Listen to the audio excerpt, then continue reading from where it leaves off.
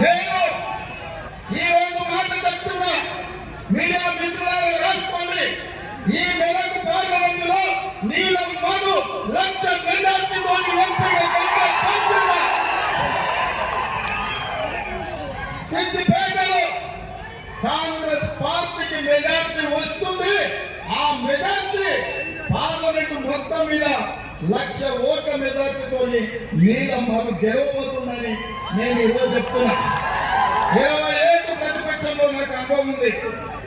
ప్రజలు ఎట్లా చేస్తారో నేను గుర్తుపట్ట. వాళ్ళలో ఉన్న కసి ఒక్కొక్కరు 100 మందికి సమానం. ఇవాళ ఈ పక్షంలో 20,000 30,000 మీరు లెక్కేసుకుంటున్నాం. ఒక్కొక్క కార్యకర్త 100 ఓట్లకు సమానం. ఒక్కడొక్కడి కాదురా, 100 మంది ఒకేసారి రండి. ఒక్కొక్కడి కాదురా, ఒకేసారి 100 మంది రండి అని మా కార్యకర్తలు ఇవ్వాల.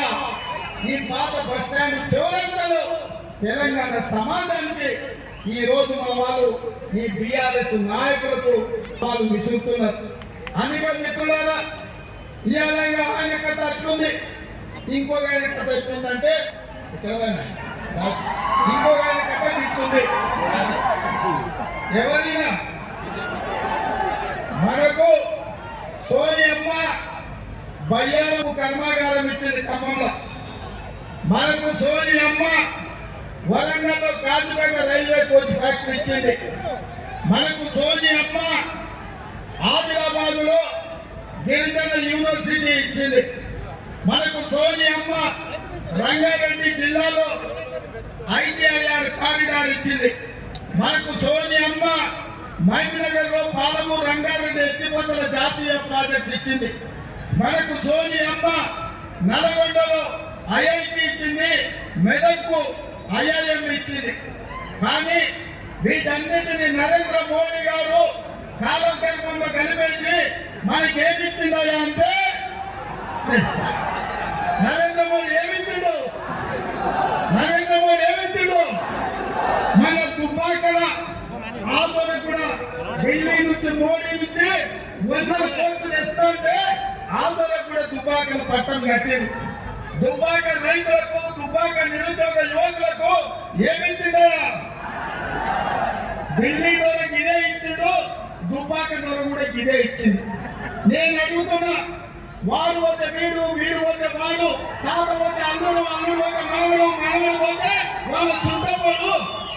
ఈ చంద్రశేఖర్ రావు, ఈ హరీష్ రావు, ఈ రఘునందన్ రావు, ఈ తారక రామారావు వీళ్ళ కోసమేనా ఈ ప్రాంతం ఉన్నదని నేను అడుగుతున్నా. పేర్లు మాత్రమే వేరు, రంగు మాత్రమే వేరు, వీళ్ళ రుచి వాసన ఒక్కటే, వీళ్ళ ఆలోచన ఒక్కటే. పగటిపూట 2 పార్టీలు, రాత్రిపూట ఒకటే పార్టీ. పగటిపూట మనకు చూడని కదా 2 పార్టీలు, రాత్రిపూట మాత్రం ఒకటే పార్టీ.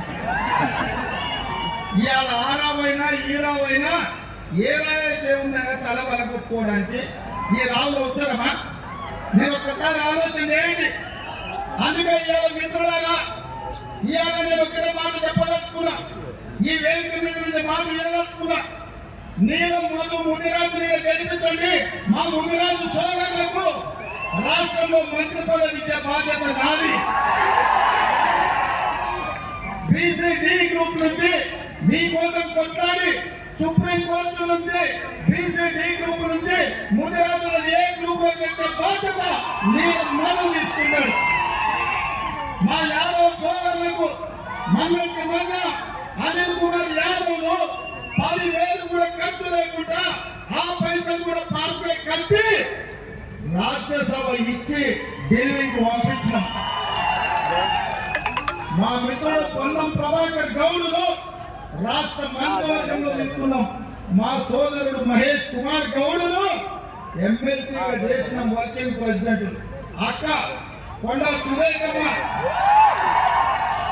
మా నేత కార్మికురాలు, మా అక్కను ఇవాళ మంత్రిగా చేసి మీ మెదక్ జిల్లాకు ఇన్ఛార్జిగా పెట్టినాం. ఈ పార్టీ దామోదర్ రాజు నరసింహ గారు ఒక మార్గ బిడ్డ, ఈ నాడు ఉమ్మడి రాష్ట్రంలో ఉప ముఖ్యమంత్రి, ఈ రోజు రాష్ట్రంలో అత్యంత కీలకమైన వైద్య ఆరోగ్య శాఖ మంత్రి.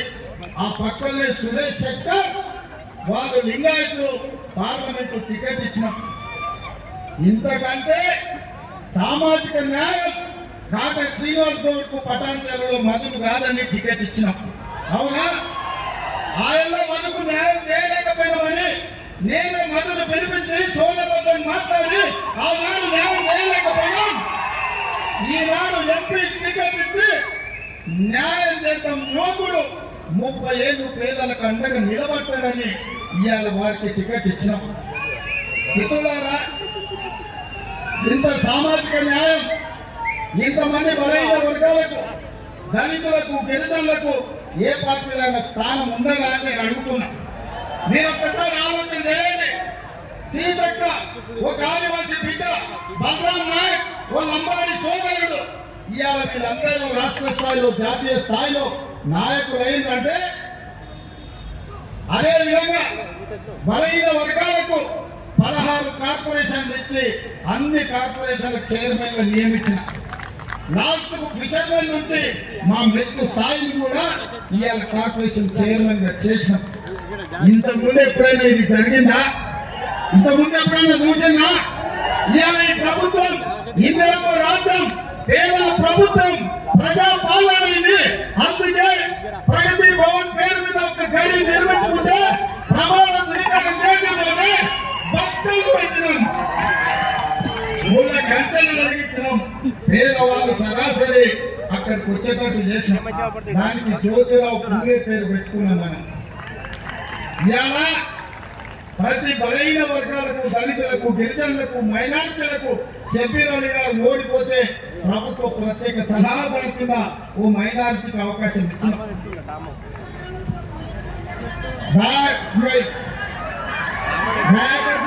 పెద్దనిద్దామని అద్దంకి దయాకర్కు మీ మాట ప్రకారం అద్దంకి దయాకర్నే ముఖ్యమంత్రి కూర్చోాలి. నా పని అంతా సగం ఆయన చూసుకోవాలి. అద్దంకి దయాకర్ మీరు రేవంత్ అన్న వేరు కాదు, మేమిద్దరం ఒకటే. తప్పకుండా మంచి పదవిచ్చే బాధ్యత నాది. కష్టపడ్డోళ్లకు అవకాశం కల్పించే బాధ్యత నాది. అందుకే ఇవాళ మిత్రులారా, ఇవాళ మోడీ గారు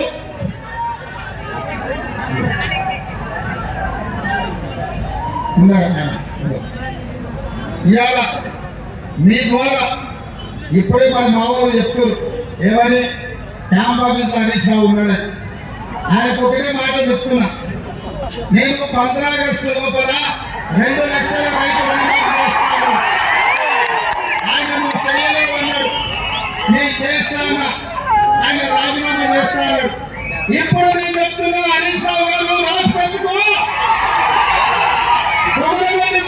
సాక్షిగా 15 ఆగస్టు లోపల ఈ రాష్ట్రంలో ఉన్న రైతులకందరికీ 2 లక్షల రూపాయల రుణమాఫీ చేసి ఈ తెలంగాణ రైతాంగ నాయకుల బాధ్యత నాది. ఈ సిద్ధిపేటకు వండిన సరి ఈ శనీశ్వరరావును పాతాళానికి తొక్కే బాధ్యత నాది. 15 ఆగస్టు నాడు ఈ దేశానికి స్వాతంత్రం వచ్చింది. 15 ఆగస్టు నాడు ఈ శనీశ్వరరావు నుంచి ఈ సిద్ధిపేటకు కూడా స్వాతంత్రం రాబోతుంది. 15 ఆగస్టు నాడు తెలంగాణ రైతాంగానికి రుణాల నుంచి విముక్తి కలిగి బ్యాంకుల నుంచి స్వతంత్రం రాబోతుంది. అవునా? కాస్కో హరీష్ రావు, కాస్కో. 15 ఆగస్టు వరకు నీ ఆటలు, నీ పప్పుని సిద్ధిపేట గడ్డ మీద మళ్ళా వస్తా, సిద్ధిపేటకు కొత్త ఎమ్మెల్యేని గెలిపిస్తా. నువ్వు రాసుకో. 15 ఆగస్టు నాడు మీ మిత్రులను రాసుకోండి. రుణమాఫీ చేసి మళ్ళా ఇదే చౌరస్తాలో పాత బస్ స్టాండ్ లో సమావేశాలు పెట్టే రైతులతో 1 లక్ష మందితో ఇక్కడే పెట్టా. 2 లక్షల రుణమాఫీ చేసి 1 లక్ష మందితో ఇదే చౌరస్తాలో మళ్ళా సమావేశం పెట్టా రైతు రుణమాఫీ చేసి. హరీష్ రావు రాజీనామా సిద్ధంగా రాసి పెట్టుకో. మీ లెక్క, నీ పత్రం మొత్తం అంతా తేలుస్తా. ఇక ఈయన ఇట్లా, ఇక ఆయన అట్లా మోడీ గారు నిన్ననే మెదకొచ్చిపోయి ఆయన పాపం రఘునందన్ రావు గారు రోజు కేసీఆర్ మాట్లాడే స్పీచ్ల కాదు జిరాకు తీసుకుపోయి ఆయనకి ఇచ్చినట్టుంది. నన్ను తిప్పుతున్నట్టు గ్యారంటీలు అమలు చేయలేదంటాడు. అయ్యా వచ్చిన 100 రోజుల్లో 5 గ్యారంటీలు అమలు చేసి ఆడబిడ్డలకు ఆర్టీసీ బస్సులో ఉచిత ప్రయాణం ఇచ్చినాం, 500 రూపాయలకి సిలిండర్ ఇచ్చినాం, 200 యూనిట్లు ఉచిత కరెంట్ ఇచ్చినాం, 10 లక్షల రూపాయలు రాజీవ్ ఆరోగ్యశ్రీ అమలు చేసినాం, 4,50,000 ఇందిరమ్మ ఇల్లు 22,500 కోట్లతో అమలు చేసినాం, 3 నెలల్లో 30,000 ప్రభుత్వ ఉద్యోగాలు ఇచ్చినాం, బీసీల జనాభా లెక్క కట్టడానికి నిధులు